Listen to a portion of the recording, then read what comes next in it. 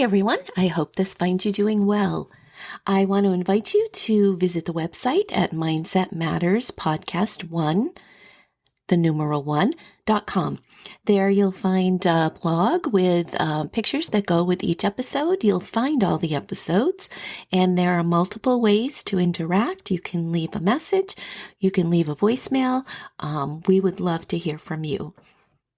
Today we're having a story about Eunice Kennedy Shriver. Now this podcast ordinarily highlights ordinary people who have overcome great obstacles.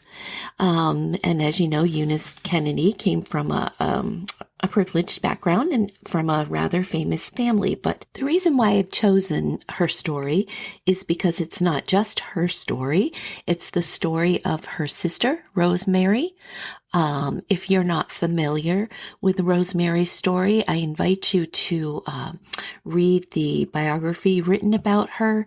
It's a heartbreaking story about Rosemary, who was born, they believe, with some intellectual disabilities, epilepsy and possibly some other things, but ultimately she was given a lobotomy and lived out a very sad existence after that. And so I'm not really going to get into Rosemary's story, but it is tied into Eunice's story and the motivation she had to not only accept people with intellectual disabilities, but to honor and highlight them in the Special Olympics.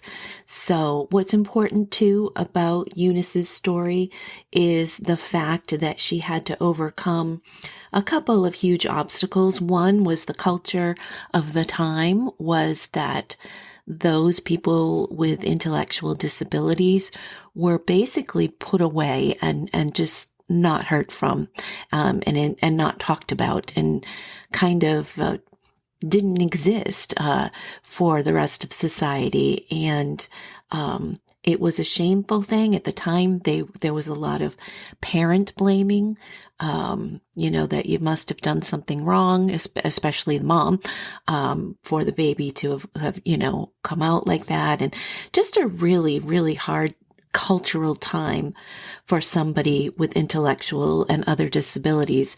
So Eunice really had to overcome that huge cultural stigma that surrounded the whole topic.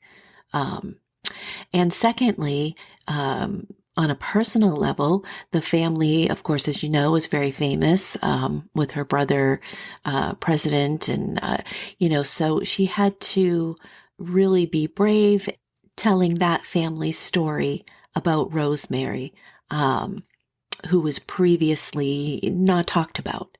And her letter to the Saturday Evening Post exposed the fact that there was a sibling with intellectual disabilities, which at the time and for that very public family was just groundbreaking. So that's the reason she is included today in the Hero Heart story, and I hope you enjoy. Listen to a heartwarming and groundbreaking story of Eunice Kennedy in this special podcast episode as we explore the incredible genesis of the Special Olympics. Discover the passion, determination, and compassion that fueled Eunice's vision to create a global movement that celebrates the abilities of individuals with intellectual and other disabilities.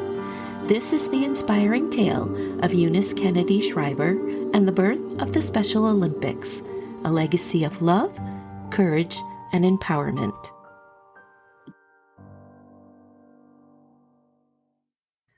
Welcome to Mindset Matters, The Courage to Continue, the podcast where we explore the extraordinary lives of ordinary individuals who have overcome immense challenges and emerged as beacons of inspiration. I'm your host, Lisa Sinclair, and today we embark on a remarkable journey into the life of an individual. This is episode 32, The Courage to Champion Inclusion, the Hero Heart of Eunice Kennedy. In the 1960s, people with intellectual disabilities faced significant challenges in terms of societal attitudes and treatment. During this era, there was a prevailing lack of understanding and acceptance, often resulting in individuals with intellectual disabilities being marginalized and stigmatized. Many societal norms and institutions reinforced misconceptions, contributing to a sense of exclusion and limited opportunities for this population. In terms of education, individuals with intellectual disabilities, who at that time may have been called feeble-minded or mentally retarded, were often segregated into separate schools, or in some cases denied access to formal education altogether. Discrimination extended beyond the educational system, affecting employment opportunities and social interactions. Many people with intellectual disabilities were relegated to sheltered workshops or faced outright exclusion from the workforce altogether. Medical practices also reflected the prevailing attitudes of the time. Some individuals with intellectual disabilities were subjected to treatments such as institutionalization, isolation, and even controversial medical procedures like lobotomies.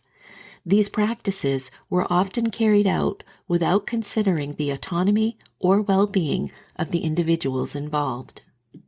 The societal perspective on individuals with intellectual disabilities began to shift slowly during the 1960s, with advocates like Eunice Kennedy Shriver playing a crucial role in challenging stereotypes and advocating for inclusion.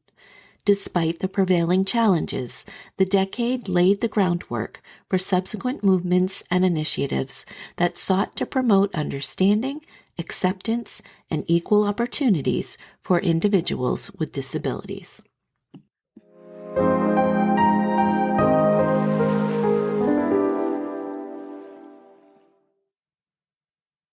Eunice Mary Kennedy was born in Brookline, Massachusetts on July 10, 1921.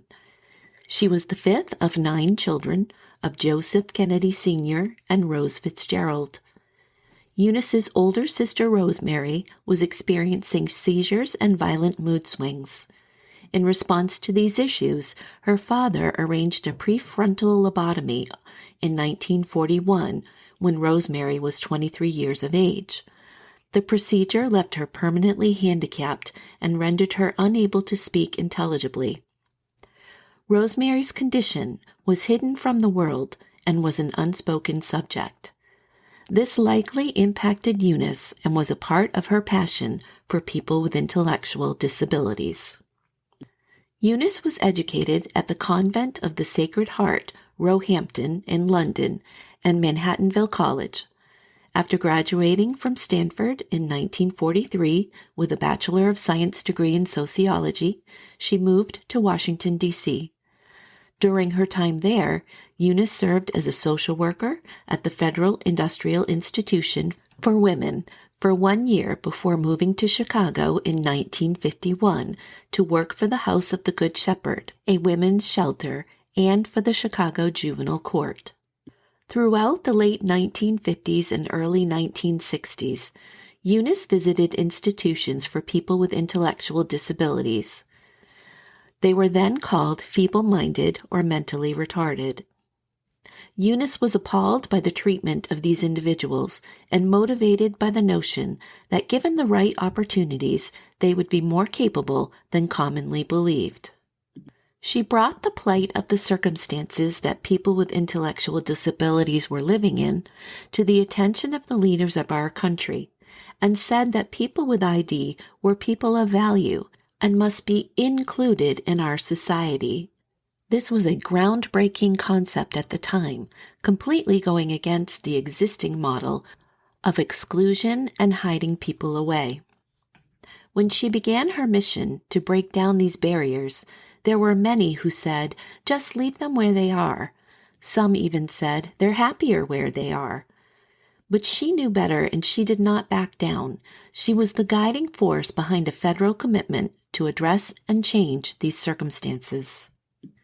In 1957, Eunice assumed the role of Executive Vice President at the Joseph P. Kennedy Jr. Foundation. Under her leadership, there was a notable shift in the foundation's priorities, moving away from a focus on Catholic charities to emphasizing research on the origins of intellectual disabilities and exploring compassionate approaches to their treatment. This commitment ultimately played a pivotal role in the establishment of significant initiatives, including the Special Olympics movement.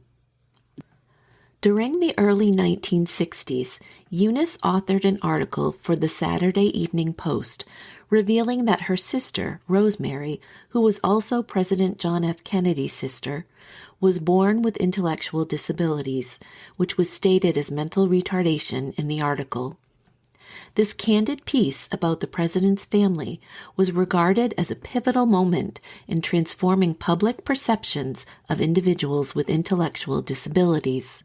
It was read by millions of people and further convinced parents that having a child or sibling with mental retardation, now known as intellectual disabilities, was nothing about which to feel shameful or guilty. The story helped turn the tide away from secrecy and toward openness, an effort that parent organizations like the ARC, Association for Retarded Citizens, had started years earlier. The article also poked holes in the theory of psychogenesis that blamed parents for their children's challenges. There is no doubt that Rosemary's membership in a very public, powerful family and her sister Eunice's determination to speak out made developmental disability a higher public policy priority in the United States. Eunice's decision to reveal the story of her sister's intellectual disabilities was a significant and courageous act, shedding light on a topic that was often stigmatized and misunderstood at that time. The public response to Eunice's disclosure was mixed. On one hand, her openness and honesty were praised for challenging societal norms and contributing to a broader understanding of intellectual disabilities. Eunice's decision to share this personal aspect of her family's life was seen by some as a positive move toward breaking down barriers and reducing the stigma associated with such conditions. However, the disclosure also faced criticism from individuals who believed that private family matters should remain confidential. The Kennedy family had been a subject of intense public scrutiny, and some questioned the appropriateness of revealing personal details. The societal attitudes of the time often emphasized privacy, and opening up about family challenges was not a common practice among public figures. Despite any criticism, Eunice's decision to share her sister Rosemary's story ultimately contributed to a broader conversation about intellectual disabilities. It showcased the importance of understanding and accepting individuals with such conditions, and it paved the way for Eunice's later advocacy work, particularly in founding the Special Olympics. Eunice held the belief that individuals with ID could find happiness and lead purposeful lives. She began Camp Shriver in 1962. At the summer day camp held at her home, Eunice led attendees through a variety of physical activities. It was here that the Camp Shriver belief that through sports, people with ID can realize their potential for growth was developed. The concept began to spread, and in 1968, the first International Special Olympics Games were held in Chicago. At the ceremony, Eunice announced the creation of a national program, the Special Olympics, formed to give people with ID, quote, the chance to play, the chance to compete, and the chance to grow, but overall, a chance to be included.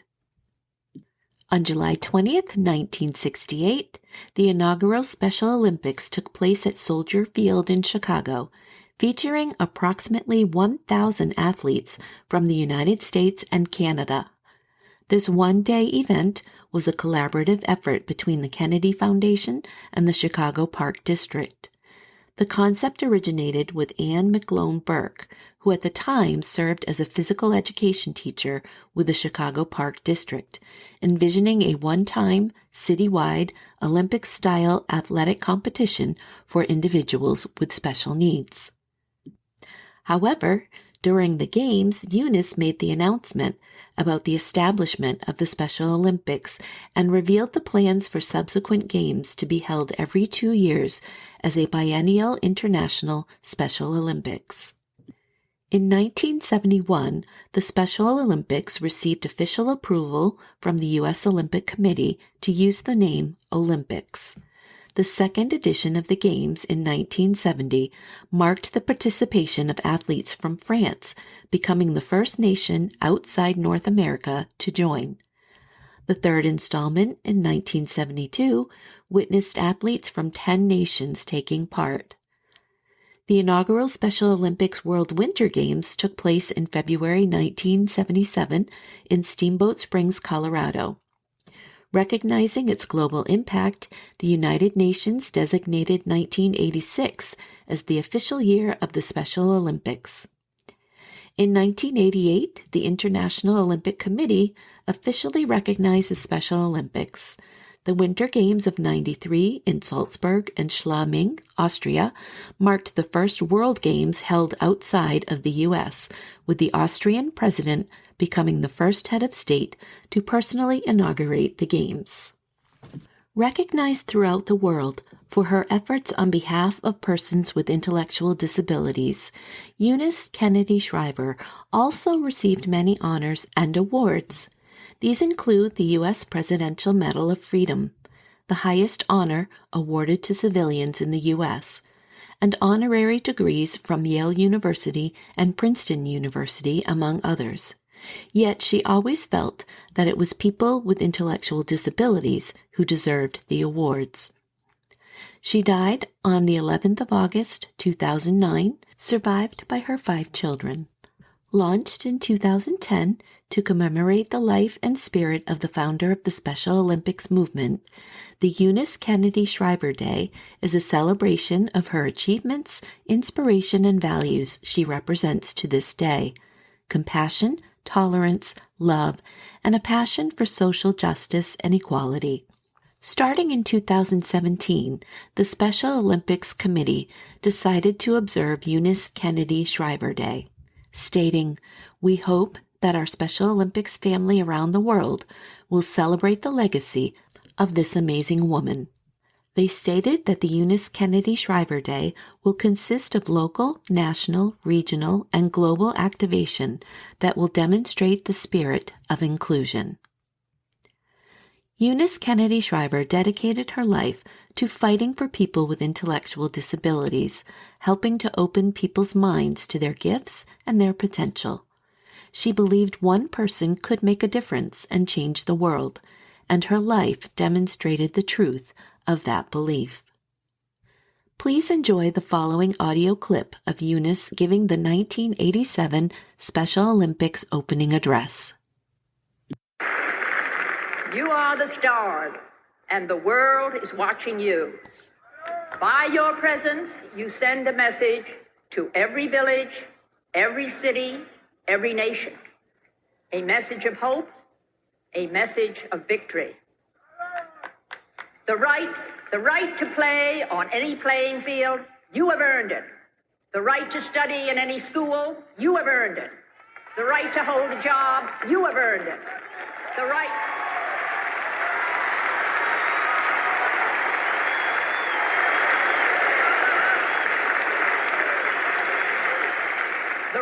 to be anyone's neighbor, you have earned it.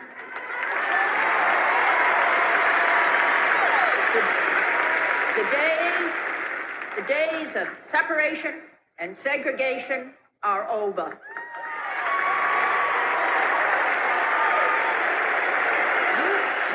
You Special Olympians have thrilled us on the playing fields of the world. You have taught us that what matters is not power or politics, weapons or wealth. What truly counts is the courageous spirit and the generous heart.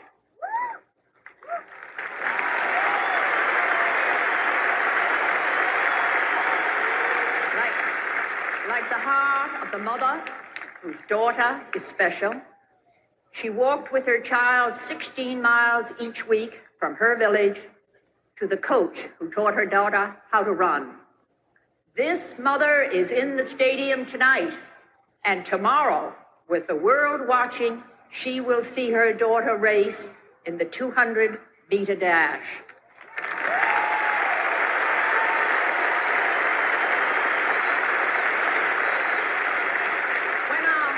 When our hearts are touched and when they are opened, then there is a world on fire. As the philosopher wrote, after conquering the winds and the waves, the tides and gravity, we shall harness for God the energies of love. And then, for the second time in the history of the world, man will discover fire. Good luck, Special Olympians.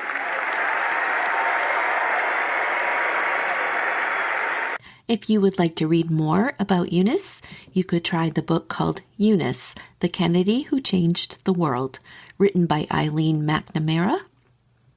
You can also try a children's book called Eunice Kennedy Shriver, Inspiring Olympics for All by Jenna Grodzicki, and that is for kids aged 5 through 10. The quote of the day comes from Eunice Kennedy Shriver. She says, "Every person, regardless of ability, should have the opportunity to participate fully in society." Thank you for taking your time to listen to Mindset Matters, The Courage to Continue. Please send us your hero heart story from your corner of the world to mindsetmatterspodcast1@gmail.com. Our next episode will be about C.S. Lewis. We hope to see you then. Thank you for giving your time to listen to this episode of Mindset Matters, The Courage to Continue. You are of value. You are loved. You are not alone. If you are struggling with thoughts of suicide, help is available. Dial 988 24 hours a day for free confidential support. If you are not in crisis but need support, please feel free to reach out to me at the email mindsetmatterspodcast1@gmail.com. Again, that's all lowercase, mindsetmatterspodcast1@gmail.com. Remember to change your day by what you think and say. We'll see you next time.